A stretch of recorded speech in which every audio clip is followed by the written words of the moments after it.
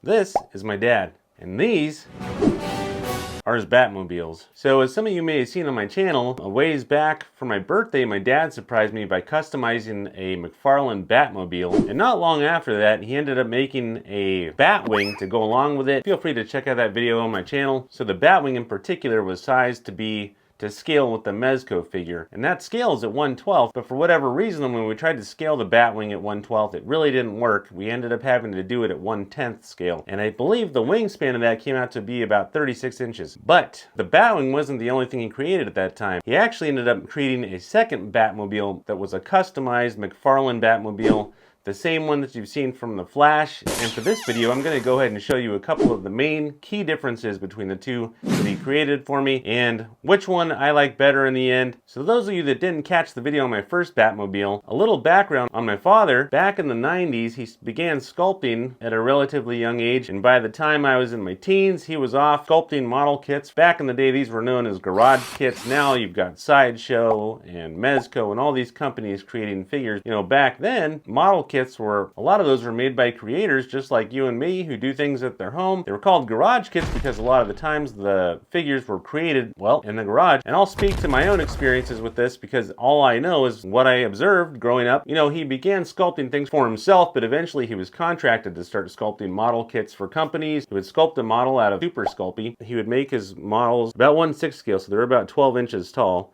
And he's done a lot of classics, like all the ones I did a special video on a lot of his sculptures that I have here, including the Universal Monsters. He's done The Man with No Name, he's done Highlander, and many others, too many to name, and I only have a handful of those here in my collection. He even sculpted a Ray Harryhausen diorama that I've always wanted to get, but every time it's popped up on eBay, it's insanely expensive because it was about 1 of 10, I think, made, or maybe less, 1 of 5. So over the years, Dad slowly got better at sculpting and creating things, customizing things. A very talented man. He knows this. I know this. The rest of my family knows this as well. Michael Keaton was like the Batman that I grew up with, that I knew, that he really loved, that I loved. He's still my favorite to this day of the live action ones. So basically, at the same time Dad created that Batwing for me, he ended up making a second car, which he gave to me at the same time. So now I have 2 Batmobiles, and I'm going to go ahead and show you some of the differences and walk you through each of them, kind of explain what was different about them and why he ended up indeed making a second one. One thing you'll probably notice right off the bat is the bases. So these bases were built using foam, and these were, he told me he did these kind of to emulate the Iron Studios bases. I think he did a phenomenal job. He used a piece of foam block. I think he said he used a soldering iron to cut grooves into this to make it look like rock, and then he sort of painted it over to give it that blue black sheen that you see in the Batcave quite often. This is the original model that he built of the car, and both of these were made using the McFarlane Batmobiles from The Flash, I want to say, was the one that he ended up picking up, and this is the first one. I'm going to go ahead and just press them side to side so you can kind of get a good look at what's different about them. Okay, so we're going to go handheld here. So these are the 2 side by side. So one big difference right off the bat, I'm sure you can notice, is that the stand for the one on the left, the original one he built, is quite a bit taller, a little bit higher. And this is first car, second car here. And let me go ahead and show you some of the details to them that's a little bit different. So one thing that I noticed just right before this video is that the batteries are done differently. So that's the battery pack for the second car. This little tiny thing down here has a little switch right on the top. You just flick it, and we've got the second car. I just put new batteries in this one. So in this car, this one, he had built a door into the side here. It kind of swivels with a Lego battery pack. And there's an on-off switch down here. Click that. And same thing. Lights turn on. I'm going to leave the lights on both of these just in the meantime so I can go ahead and go over the differences. Here's a look at the back of them so you can see. So if I do miss anything, hopefully in the comments he'll just speak up and let me know what I forgot to mention. So the first one that I remember noticing is that the seam here on the original car, he didn't remove the seam. And I know he had removed some other seams. I want to say that there was some seams here where the wings clip in. And on this new car, he ended up filling that line in. So that's used to be right here. That's gone now. So that was kind of a nice touch, I thought, to kind of give it a cleaner look. The guns were a big thing. These guns, I believe he 3D printed. And if you wanted to see what they look like, that's a good look at them. And there's nothing really too special about the way he did these. 3D printed them, and then if you want to like display it, you can kind of just set them up on top of the gun panels right here. This side strip here, I remember he said that this wasn't included on the original, and I added that in my video. If you had watched it, you probably would have seen that. The front lights on both cars, more or less the same. I think he cut those out of bicycle reflectors. So those are more or less the same. And then as far as the new car's guns, this is kind of a cool little detail he did. He made this little piece, and it's basically a magnet, so it pulls up grabs the panels off the top of there, and then the guns are recessed inside here. If you push it down, it pops up like the movies. And let's do the other one. Second piece. And same thing, just presses down and pops right up. And I thought that was a really cool touch, because that's, you know, how the movie guns were. This other one, they kind of just sit on top of there. Nothing too special. And these ones have a little more detail. I believe they're a little more screen accurate to what was in the movie compared to these. And it has a little bit more fine detail in there. The next thing he changed was going to be the wheels. So these are the original tires that came on the McFarlane Batmobile. And as you can see, they've got a pretty big little bat logo in the middle there. They've got the sort of design around the edge, the tread. And then for the new ones, he did something a little more accurate for those. The bat symbols are a little bit smaller. The tires don't have that design on the side from McFarlane. He removed that. He did the interior of the little piece here a little bit better. So it's got a little more design. It's got like a little mesh in there. He added the mesh inside each of these pieces on the new car. And then on this one, you can see they're just sort of the molded in ones that he just painted over. So he actually cut all these slots out on the new one. Redid them all. Very cool. This is a good look at the other side. Next thing he changed was these little side details here on the old car. He did a little bit of accents to them, but not a whole lot. There's little different tones of silver there. And on the new car, he went all out, painted them a few different shades. Got a little bit of gold in there, which is really cool.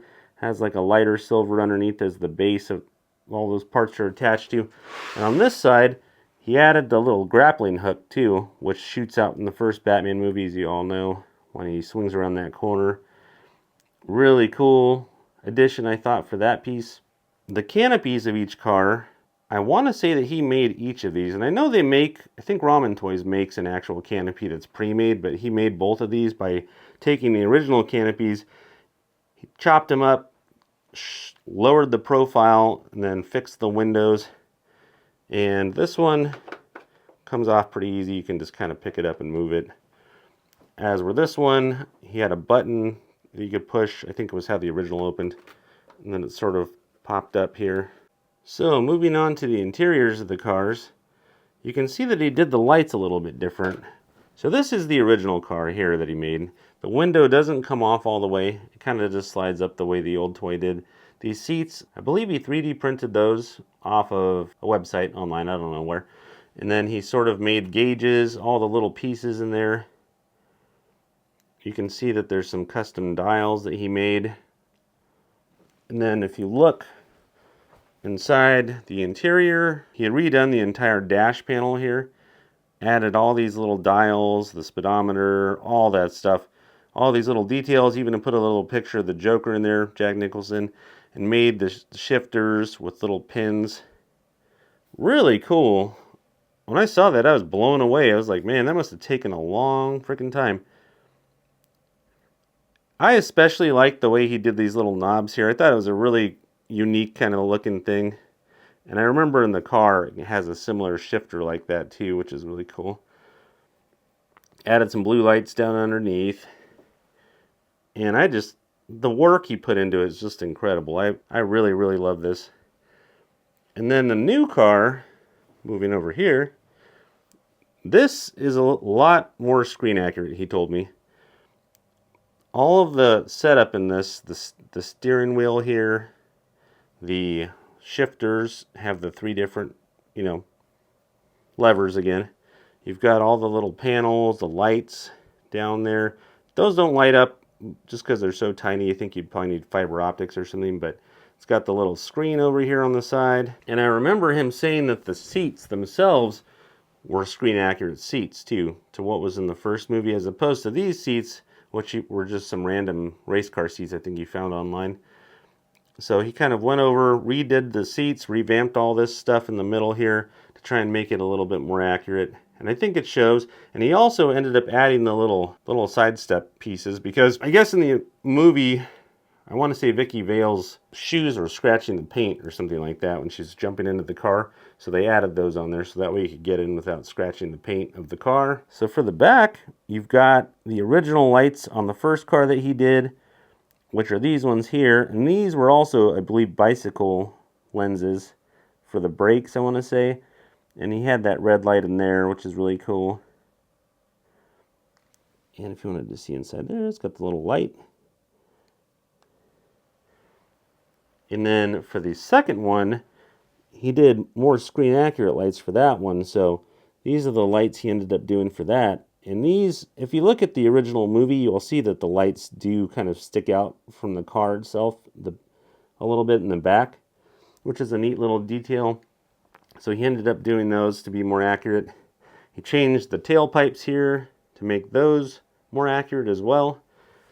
These other ones were, I believe, the ones that came with the car, and they're not a whole lot different. These new ones, I believe, are more accurate, a little bit smaller, and he did a little bit different paint job in there. He didn't mess with any lights in the back, like in this version, where the fire comes out. And then these pieces are also different. To the untrained eye, you might not notice, but these other ones, I think, were the ones that came from the McFarlane car. And they're very square, kind of thinner. These new ones are a little bit wider, a little bit more rounded off. Those look like custom pieces too.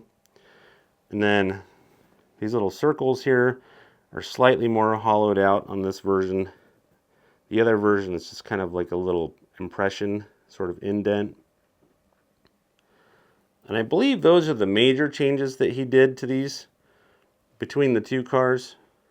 I think that about covers everything. So in conclusion, this is the original car that he made me. And I think it has a special place in my heart, just merely for the fact that this was the first one he created for me, the first thing he built for me that was kind of like a surprise present. He built the Batwing too, which is beautiful, of course. Built this second car, which is incredible. A lot more screen accurate. I think I love this one just because it was such a surprise when I got it. It was such a nice thing, and I knew how much work he had put into it, and really put into all of this stuff. The Batwing, the second car, I'm sure took even longer than the first car, but I could tell how passionate he was about it, how much he loved doing it, how fun it is, and it reminds me of why I like these things too. And that's kind of a nice reminder of why I do this, why I make these videos, why I collect things. It's because Pops was the OG. He was the one that collected all this stuff, and then I kind of just inherited that quality from him, and now I sort of love collecting. I love talking about it. I love showing people, when people come over, I love to always get a chance to bring them back here and show them what I have, show them all my stuff that I've got in the cave. Absolutely love both of these cars. I think they're freaking amazing. He did an incredible job. I kind of wonder if maybe, I heard rumors that McFarlane might release a Bat missile. That'd be kind of neat, I thought, too. I wanted to test and see if the Mezco Batman would fit inside this car, and I believe that he would, but it'd probably be a really tight fit, and I don't really want a chance breaking it. Maybe we should try it. Good idea? Probably not, but I'd really kind of want to put Batman in this fucking car, just because it'd be sick. Oh man, am I gonna do it? Maybe we will. Maybe we'll try it. Maybe we'll give it a try. Alright, so he does fit in there, actually, which is kind of fun. Yeah, it's a little tight, but he does fit in there. The only thing is, if you go to put the canopy on, then it kind of doesn't really work so well anymore. So I would say his ears are just a tiny bit too high. They stick out just a little bit. And since the Mezco figure's head's magnetized, you can't really change the position at all. Just wants to stick straight up to the top. And then, you know, the canopy connects right here, and it just doesn't work anymore. Anyways, that was a good experiment. At least we'll know now that it fits. Doesn't quite fit all the way, just because the ears will touch the top, but it's really cool. Love these cars, love my dad. Thank you again for building these, and I'm sorry it took so long to get my video posted of them. And I think for now, these are gonna just live here in my cave, fitting, I think. And I hope everyone had a great Christmas and has a fantastic New Year, and I will catch you next year.